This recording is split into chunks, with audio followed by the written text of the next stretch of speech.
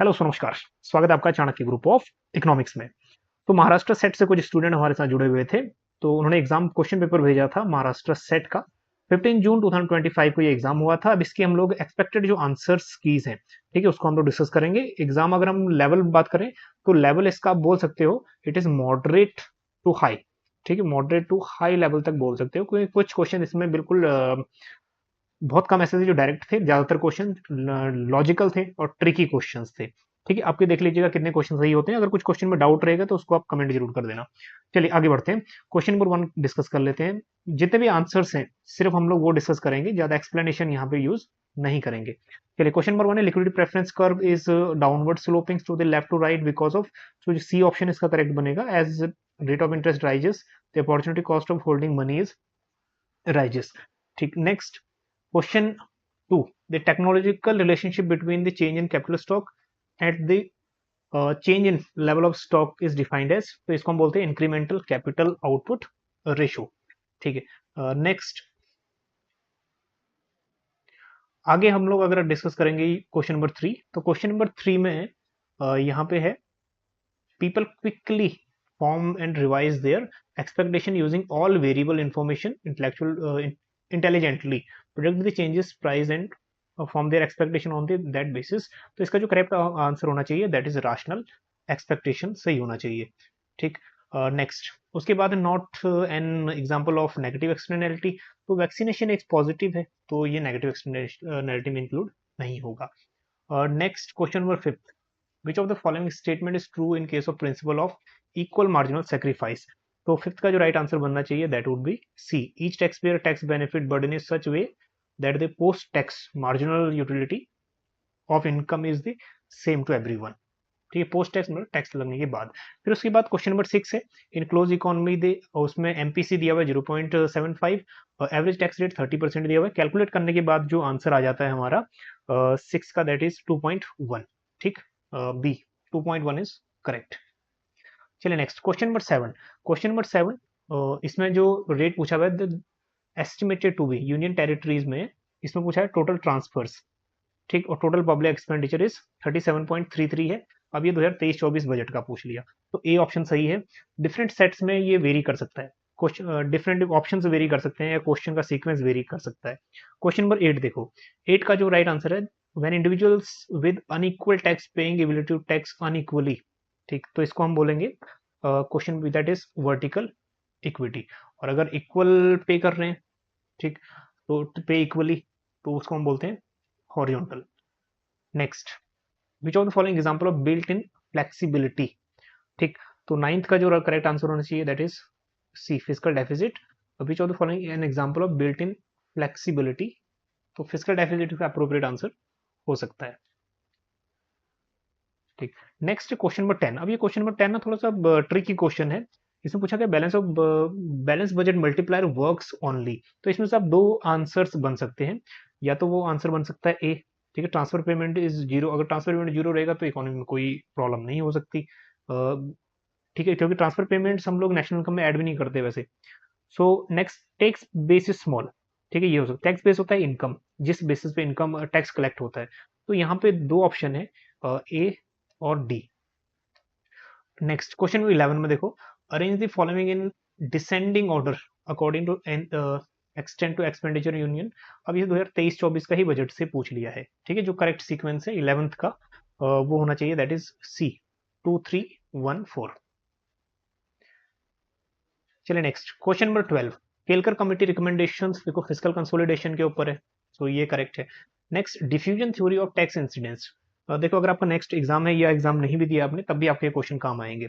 Diffusion theory question number 13, right answer होना चाहिए that is second, possibilities of diffusion of the tax burden is more indirect taxes. Sorry, that is second, that is B. यहाँ 1 2 और 4, ठीक है, इसमें 1 2 and 4। ठीक है, ये बी ऑप्शन इसमें सही होना चाहिए। चलिए नीचे और भी सब ऑप्शंस भी है। Next question number 14, according to Harrod models neutral rate of growth is determined by. ठीक, जो इसमें करंट जो 14 का जो रियल आंसर है वो है दैट इज टेक्निकल फैक्टर्स। ठीक है, potential for technical progress should be right.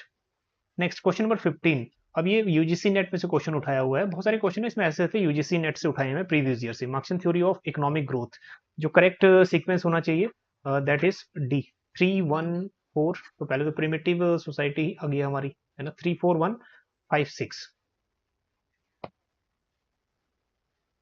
चलिए नेक्स्ट।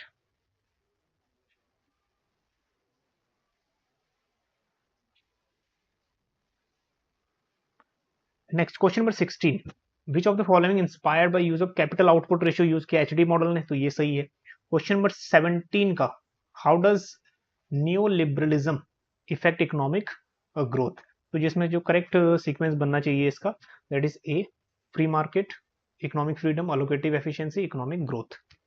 चलिए क्वेश्चन नंबर 17 के बाद question number 18, Kenya was the first dash country where dash model was implemented, ठीक है, अनएम्प्लॉयमेंट देयर। तो इसमें जो अप्रोप्रिएट आंसर है क्वेश्चन नंबर 18 का, it should be Harris Todaro model.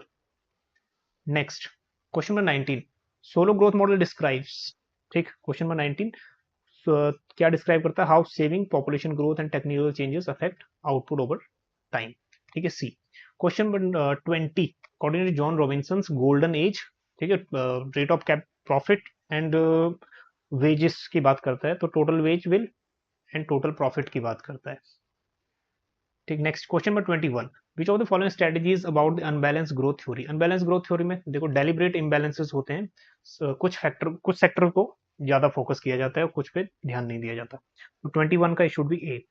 22, in swallows models the economy achieve steady rate of path because, ठीक है, so because of capital labor ratio adjust through time to the equilibrium value of the ratio.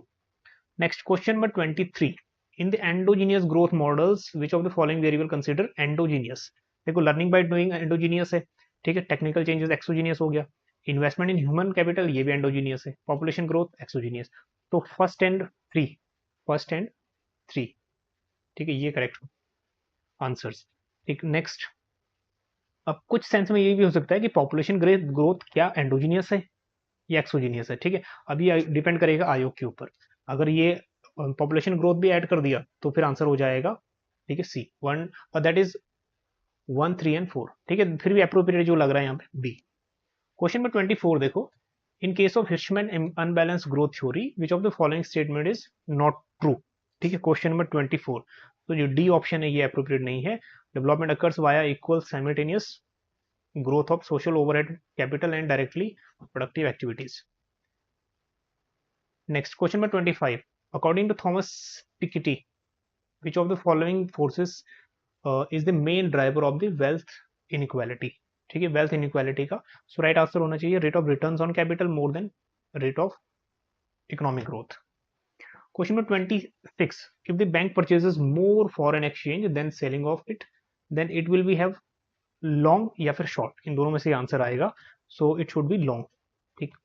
Next question number 27, an economy with a long history of extensive trade barriers, ठीक है, extensive trade barriers है and besides switch to totally free trade, ठीक, अगर हम free trade में move कर रहे हैं then what is the most likely to increase in short run, short run में क्या इंक्रीज होगा, ठीक है, सबसे ज्यादा फायदा होगा प्राइजेस ड्रॉप होगा तो वहीं पे कंज्यूमर सरप्लस होने के चांसेस ज्यादा रहेगा, ठीक है। चलिए, सो अप्रोप्रिएट जो आंसर होना चाहिए 27 का, it should be C. Next question number 28, which of the following is included in the capital account of India's BOP, ठीक है, तो बैंक्स ओवरसीज डिपॉजिट्स, ये अप्रोप्रिएट आंसर लग रहा है, बैंक ओवरसीज डिपॉजिट। एक इसमें एक चीज और डाउट है, ठीक है, overseas deposit and overseas deposit अगर इनकम है, ठीक है, तो इनकम तो करंट अकाउंट का पार्ट है, ठीक, तो इसमें ये डाउट है कि insurance payment and bank overseas इन दोनों में से एक आंसर हो सकता है, that is B and C. फिर भी अप्रोप्रिएट जो आंसर है अगर इंश्योरेंस पेमेंट है, क्योंकि सर्विस रेंडर्ड यूएस सिटीजन्स ये नहीं है, गुड्स एंड सर्विसेज, ठीक है, करंट अकाउंट का पार्ट है, मर्चेंट ट्रेड करंट अकाउंट का पार्ट है, ठीक है, ये दो ऑप्शन तो नहीं है, बचे हमारे पास बी एंड सी, ठीक। चलिए क्वेश्चन नंबर 29 में कह रहा है state which of the following statements are correct और दैट इज आर करेक्ट और इनकरेक्ट, कौन से करेक्ट है और कौन से इनकरेक्ट है ये बोल रहा है। तो करेक्ट और इनकरेक्ट में जो अप्रोप्रिएट आंसर आ रहा है दैट इज स्टेटमेंट 1 करेक्ट है और स्टेटमेंट 2 इनकरेक्ट। ठीक है, statement 1 correct and statement 2 incorrect. ठीक, क्योंकि इसमें मर्केंटलिज्म बेस्ड है आपका जीरो सम गेम पे। ठीक है, ये सही है। उसके बाद मर्केंटलिज्म कह रहा है through declinings is alive and well in the 21st century. 21st century भी मर्केंटलिज्म कह रहा वर्क कर रहा था, बल्कि मर्केंटलिज्म वर्क कर रहा था 16th सेंचुरी में। ठीक, तो ये क्वेश्चंस इसमें थोड़ा सा डाउट भी है कि मर्केंटलिज्म से डिक्लाइन मतलब हो तो चुका था, डिक्लाइनिंग कह रहा है। ठीक, मर्केंटलिज्म पहले ही 16th सेंचुरी में ही वर्क करता था, 16th-17th में। ठीक, बल्कि ये कह रहा है इज अलाइव। ठीक, तो इस हिसाब से ये इनअप्रोप्रिएट हो सकता है सेकंड ऑप्शन। ठीक है, तो ए इसमें करेक्ट हो सकता है। Next question number 30, in the absence of trade a Nations production possibility frontier is also. Absence of trade, जब किसी कंट्री में ट्रेड नहीं रहता उसको हम बोलते हैं टर्की। ठीक है, विदाउट इंटरनेशनल ट्रेड, जब हमारी इकोनॉमी क्लोज इकोनॉमी होती है, तो a Turkey frontier it should be correct. 31, velocity of the bonds. अब इसमें कुछ स्टेटमेंट्स हैं, चलिए जो राइट आंसर है उसकी तरफ चलते हैं। क्वेश्चन नंबर 31, तो जो अप्रोप्रिएट आंसर है that is statement 1 and statement 2। तो जो डी ऑप्शन है इसमें, ठीक है, स्टेटमेंट दोनों ही ऑप्शन करेक्ट है। ठीक, सो volatility of the bond market is directly proportional to monetary and economic policy and bond market part of the capital market serving platform। ठीक है, दोनों स्टेटमेंट सही है। Next question number 32। 32 क्वेश्चन थोड़ा easy है, direct answer मिल जाएगा आपको। Right answer जो इसमें राइट पेयरिंग है 32 का ए। ठीक, क्योंकि अब्सॉर्प्शन अप्रोच, ठीक है, ये आपने देखा होगा एलेक्जेंडर, तो फर्स्ट का 3 एक ही में बन रहा है। ठीक है, एक ही में आंसर आ जाएगा आपका। Next 33, beside the static gains, static gain के बावजूद कह रहा है which of the following dynamic gains nations would receive after forming custom unions. ठीक है, तो इसमें हो सकता है कि प्रोडक्शन बूस्टअप हो, इकोनॉमीज ऑफ स्केल मिल सकता है। ठीक है, 33 का A. Question number 34, which of the following is not an assumption of Heckscher Ohlin theory. अब इसमें जो ये चारों के चारों हेक्सचर-ओलियन एचओ थ्योरी के अजम्पशंस हैं। ठीक, तो इसमें या तो स्टार मार्क्स मिल सकता है। ठीक, ये चारों ही अजम्पशन कहीं ना कहीं सही है एचओ की थ्योरी में, तो स्टार मार्क्स इसमें मिल सकता है। लेकिन अगर वो आंसर देना चाहे आयोग, तो मे बी वो डी ऑप्शन को सही दे सकता है। ठीक है, नॉट करेक्ट, बट ये ऑल सभी ऑप्शन करेक्ट लग रहे हैं। Now next question number 35, intra industry trade means, intra industry होता है कि सेम गुड्स का ट्रेड हो रहा है दोनों कंट्रीज में, तो इसमें widen the choice for consumers, consumer के लिए चॉइसेस बढ़ जाएंगे, वो इस कंट्री से भी खरीद सकता है दूसरे कंट्री से भी, तो ये करेक्ट है। Next, reduces the degree of competition, degree of competition घटता नहीं है, बढ़ जाता है। ठीक है, क्योंकि सेम गुड्स को डोमेस्टिक प्रोड्यूसर भी बेच रहा है और फॉरेन प्रोड्यूसर भी आ गया उसमें। So second option is correct, so 1 is true and 2 is false. ठीक है, B. Question number 36, question number 36 again for the production function given है और isoquant Q is equal to 100। So इसमें जो अप्रोप्रिएट आंसर है क्वेश्चन नंबर 36 का, it should be B. Next question number 37, determinant of matrix पता करना है, so determinants of matrix it should B D, that is 95। Next question number 31, derive the marginal revenue functions from the demand functions. जो appropriate option है इसमें it should be A, that is 4000 minus 20 Q. Next question number 39, question number 39 में इसमें point elasticity approach. ठीक है, what is the point elasticity when the price is 12 rupees and the demand function P is equal to 60 minus 3Q। तो जो appropriate answer है that is ए 0.25। अब minus यहाँ से हट जाएगा क्योंकि इलास्टिसिटी में ऑलरेडी फॉर्मूला भी माइनस है। ठीक है, इधर भी माइनस आ जाएगा, सो it should be A 0.25। Question number 40 देखो, क्वेश्चन नंबर 40 कह रहा है what will be the status of average variable cost, marginal cost is less than AVS। अब इसमें जो अप्रोप्रिएट आंसर है दैट इज 40 का, it should B declining A. Next question number 41, if the value of r, that is coefficient of correlation, less than probable error, तो इसमें जो appropriate answer है that is the value of r is not at all significant। ठीक है, A. Question number 42, if we toss 3 coins, ठीक है, the possible outcomes of appearing 2 heads can be written as, तो इसको हम लोग लिख भी सकते हैं, that is 42 का, it should be 3C2। ठीक, दैट इज आंसर जो अप्रोप्रिएट है that is C. Question number 43, Bernoulli's distribution is associated with, तो बर्नौली डिस्ट्रीब्यूशन जुड़ा हुआ है बाइनोमियल डिस्ट्रीब्यूशन से, 43 का B. 44, which of the following is not describe dependent variables, तो स्टिमुलस जो है ये करेक्ट आंसर है। देखो कंट्रोल वेरिएबल भी हो सकता है, बट जो अप्रोप्रिएट आंसर है इसमें वो है स्टिमुलस। ठीक है, बिल्कुल करेक्ट है डी। 44, 45, विच ऑफ द, कहते हैं when the variance of the financial time series varies over times, ठीक है, which of the following model more suitable, तो आर्च और गार्च जो है वो करेक्ट है D. Question number 46, direct application of OLS methods to simultaneous equation leads to biased and inconsistent, 46 का D। ठीक है, 47, type 1 error reject the true x, that is reject the null hypothesis when it is true, तो B option correct है। next question of 48, Bowley's Dorbish Bowley's method है, so L plus P upon 2, ठीक है, last pair plus फाशे upon 2 ये बन जाएगा, मतलब average of 2 methods, so D option correct है। 49 में कह रहा है which of the following is correctly defined coefficient of determination, so 49 का जो अप्रोप्रिएट आंसर है that is A.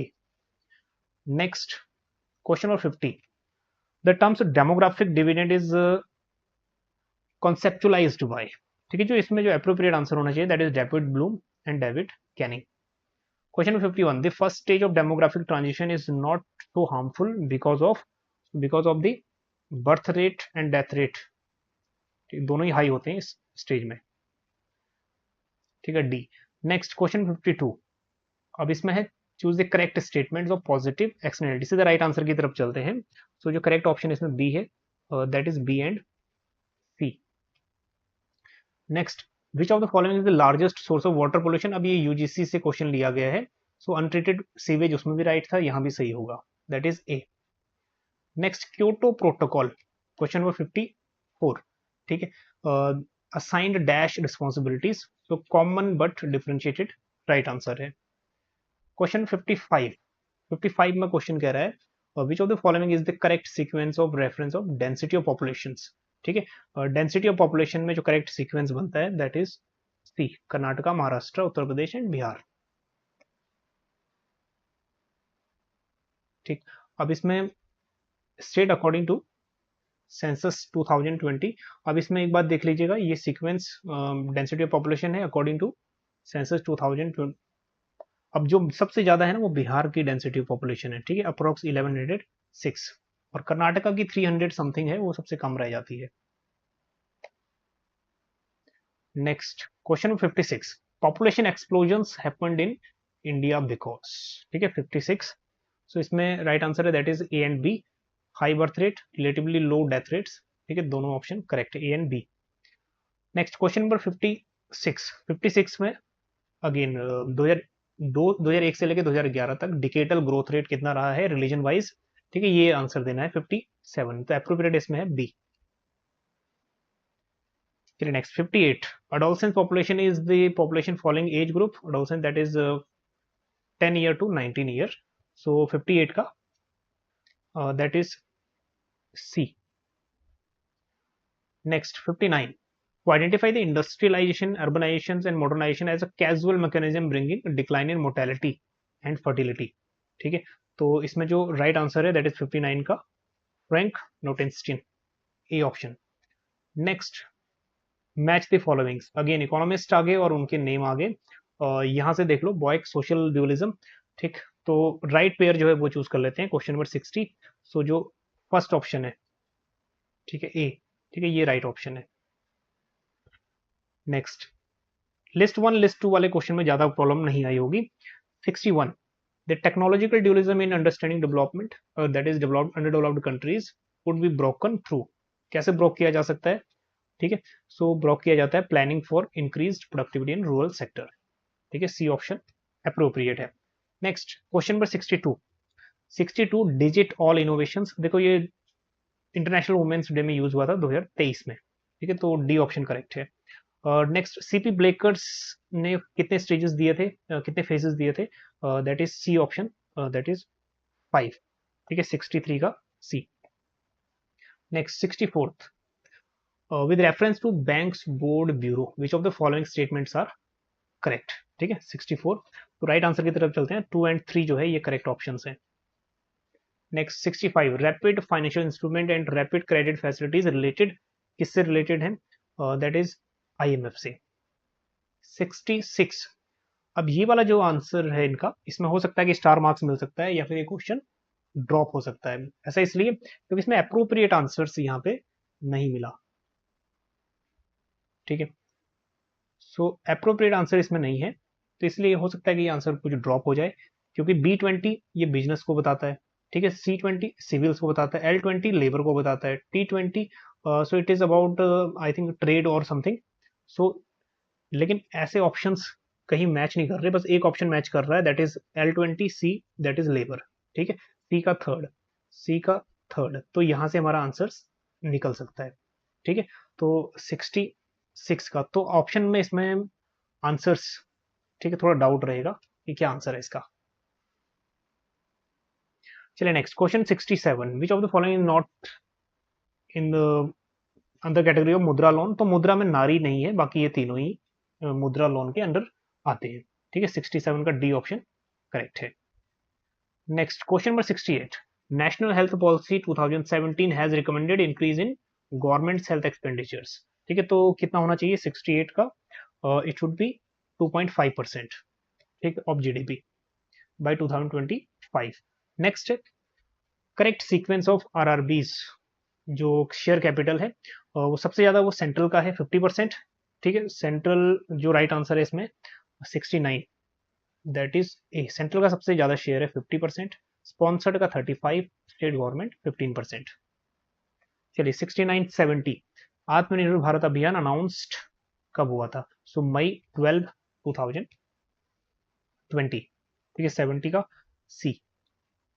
Next, India's own target to achieve zero carbon emission 2000, पिछले budget में भी ये मेंशन था, 2070 तक अचीव करना है। ठीक है, नेक्स्ट आ गया हमारे पास लिस्ट 1, लिस्ट 2, फाइनेंस कमीशन के जो हेड है, चेयरमैन है, उनको मैच करना है। ठीक है, 72, सो इसमें जो अप्रोप्रिएट आंसर है, दैट इज राइट आंसर है, that is second, B. Next question number 73, non scheduled bank are those banks which have not been included in second schedule. ठीक है, second schedule of RBI act 1934। 74th, mutual trust in India have formed, एक trust है ये भी, mutual fund trust के रूप में काम कर रहा है। सो फर्स्ट ऑप्शन करेक्ट है। तारापुर कमेटी जो जुड़ा हुआ है 75 to work capital account convertibility के ऊपर, 75 का बी। नेक्स्ट, ये यूजीसी नेट का क्वेश्चन उठा रखा है यहाँ से, same to same, prevention of money laundering act. ठीक है, पास हुआ था 2002 में, 2005 में ऑपरेशनलाइज वर्क करना उसने स्टार्ट किया था। 77, विच of the following established for resolution of non performing assets in India. ठीक है, तो 77 का जो करेक्ट आंसर है, that is D, national assets reconstruction company limited. ठीक है, next question number 78, which of the following is refinance institution in India, तो national housing boards ये रीफाइनेंस एजेंसी, अप्रोप्रिएट आंसर है 78। Next, the national stock exchange setup 1992। ठीक है, 79 का हो गया सी। 80, the reserve money in India, reserve money को हम बोलते हैं हाई पावर मनी। ठीक है, हाई पावर मनी को बेस मनी भी बोलते हैं। Next 81, why does the firms under perfect competition continue to operate in long run despite earning normal profits? ठीक है, क्वेश्चन नंबर 81, तो इसमें राइट आंसर है ये सी, the opportunity cost of self owned factors already being covered by firms. Question number 82, what is the short run supply curve of the firms perfectly competitive market? देखो supply curve होती है, देखो perfectly competitive में P is equal to AC, that is average cost भी यहीं पे आ गया। ठीक है, AR भी आ गया, MR भी आ गया। ठीक, सो चलो AC हटा दो यहाँ पे। सो यहाँ पे हम लोग अगर हम ये वाला पॉइंट, ठीक है, एवरेज कॉस्ट मिनिमम पॉइंट जो हो गया, दैट इज MC। ठीक है, AC भी ऐड कर लोगे, कोई इशू नहीं है। ठीक, ये वाला पॉइंट, और इसके नीचे ये निकलता है हमारे पास एवरेज वेरिएबल कॉस्ट। ठीक है, ये वाला जो पोर्शन है एवरेज वेरिएबल कॉस्ट के बाद, इस सब को बोलते हैं हम लोग शॉर्ट सप्लाई कर्व ऑफ, ठीक है, परफेक्ट कॉम्पिटिशन। तो इसमें ये हो गया the part of marginal cost, the part of marginal cost curve that lies above the average variable cost. ठीक, so marginal cost, average variable cost के बाद जो ऊपर का एरिया है, इसको हम बोलते हैं सप्लाई कर्व, ठीक है। तो ये हो गया short run supply curve of a firms. So C option इसमें करेक्ट है।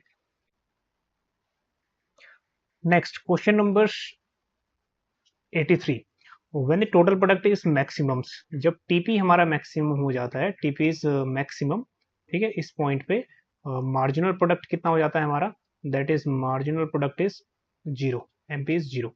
सो इसमें एक चीज और है, एवरेज प्रोडक्ट फॉल होना शुरू होता है। सो ये कह रहे हैं average product is declining and marginal product become zero, ठीक है, जब टीपी मैक्सिमम होता है। तो decreasing and zero, C option correct है।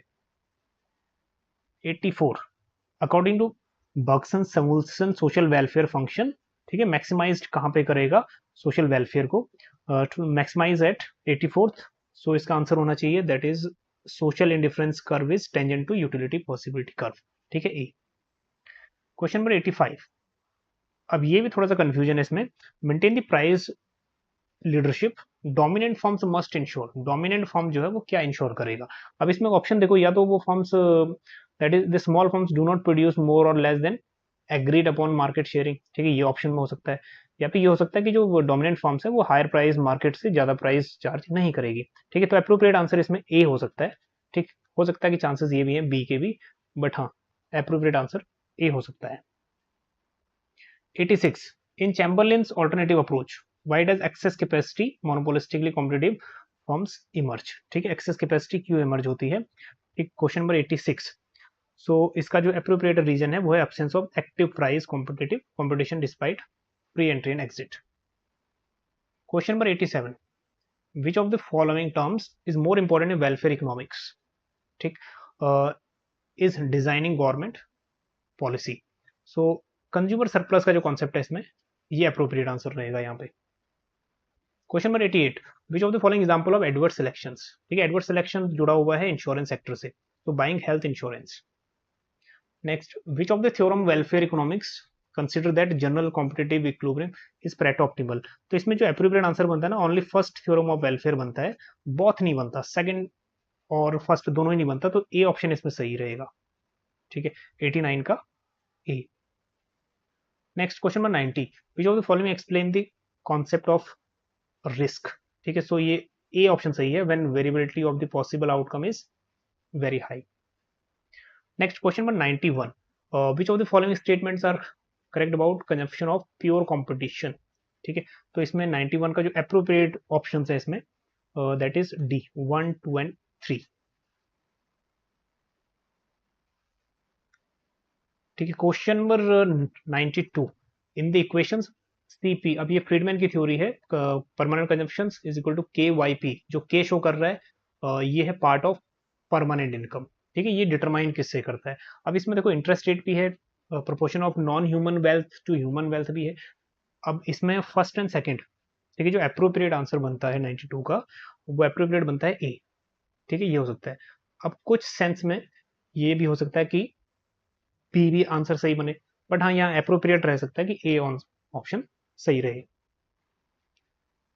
Next, short run Keynesian consumption function, तो शॉर्ट रन हो गया ये, ठीक है, और अगर लॉन्ग रन करते हैं तो लॉन्ग रन ये हो गया, लॉन्ग रन ये हो गया short run. Next 94, when the income of the individuals और household falls their consumption expenditure does not falls, तो इसको हम बोलते हैं रैच्ड इफेक्ट, ठीक है। डेमोन्स्ट्रेशन इफेक्ट इसको नहीं बोलेंगे, क्योंकि डेमोन्स्ट्रेशन होता है कि हम लोग जोनासस, हम लोग ये कॉन्सेप्ट किया ना हमने, नेबर्स को हम लोग देखते हैं, तो नेबर्स को देख के अपना कंजप्शन इफेक्ट हो, तो वो है डेमोन्स्ट्रेशन इफेक्ट, ठीक है। चलिए नेक्स्ट 95, 95 का जो राइट आंसर है उस पर चलते हैं, करेक्ट स्टेटमेंट्स, ठीक है, जो करेक्ट स्टेटमेंट है that is transfer payment and net transfers, ये और जो ऑप्शन है सही होना चाहिए B 95। Next 96, which of the following statement is false, ठीक है, इसमें से फॉल्स स्टेटमेंट कौन सा है, 96, that is India is using flexible exchange rate since independence, ठीक है, ये फॉल्स है, ठीक है, तो इस केसेस में ये हमारा राइट आंसर है D. 97, in the Keynesian range LM curve, LM curve में ना तो मॉनेटरी पॉलिसी इफेक्टिव होती है फुली, ना ही फिजिकल पॉलिसी पूरी इफेक्टिव होती है, ठीक है, इंटरमीडिएट रेंज है, ठीक है, ये वाली इंटरमीडिएट, ठीक है, ना तो वर्टिकल है ना हॉरिजॉन्टल है। तो इस सेंस में हमारा जो दोनों ही ऑप्शन, ठीक है, बहुत ए एंड बी रॉन्ग हो गए, 97 का D. Next 98, balance budget multiplier को अगर हम कैलकुलेट करते हैं तो इसमें गवर्नमेंट एक्सपेंडिचर भी दिया हुआ है, value of multiplier will be, ठीक। तो राइट आंसर जो इसमें हमारा बनता है 98 का, it should be 1। Next question number 99, कह रहे थे ratio of cumulative losses to GDP as result in disinflation policy, ठीक है। इसका जो राइट आंसर बनेगा दैट इज सैक्रिफाइस रेशियो, 99 का B, sacrifice ratio. Question number 100, कह रहे which of the following not classical approach, ठीक है। राइट आंसर की तरफ चलते हैं, तो जो सेकंड एंड फोर्थ, ठीक है, डी ऑप्शन है, सेकंड एंड फोर्थ, ठीक है, ये क्लासिकल अप्रोच नहीं है, बाकी सब क्लासिकल अप्रोच है, ठीक है। तो ये 100 क्वेश्चंस डिस्कस किए, इसमें से जिस क्वेश्चन पे भी आपको डाउट होगा उस क्वेश्चन को आप जरूर कमेंट करिएगा, ताकि और भी जो इंडिविजुअल्स हैं थोड़ा उनको भी हेल्प मिले, ठीक। चलिए, तो जो भी कमेंट रहेगा उसको, जो भी आपका ओपिनियन रहेगा उसको कमेंट करिएगा। आज के सेशन में इतना ही, मिलते हैं आपको नेक्स्ट सेशन में। चलिए, बने रहिएगा चाणक्य ग्रुप ऑफ इकोनॉमिक्स के साथ। Thank you so much.